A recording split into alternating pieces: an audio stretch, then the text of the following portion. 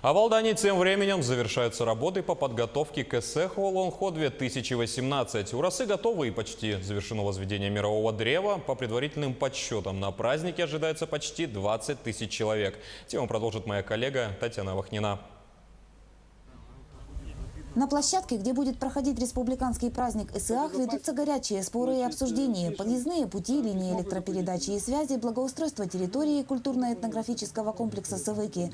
До встречи лета осталось всего 12 дней. И деталей, кои предстоит учесть и отработать, еще немало.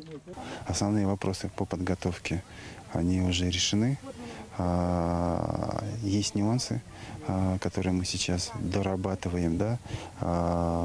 Уверен, что к проведению праздника в целом все вопросы будут решены положительно.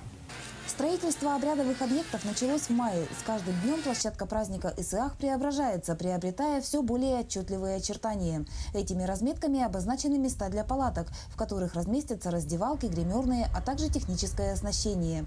Урасы готовы, почти завершены работы по возведению мирового древа Аул-Лукмас. Чуть поодаль от него раскинулась площадка с гигантскими камнями. Здесь будет проведен обряд встречи солнца.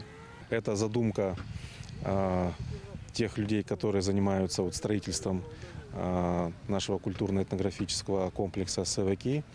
Это будет одно из центральных сооружений нашего культурно-этнографического комплекса. Это центр, место встречи солнца.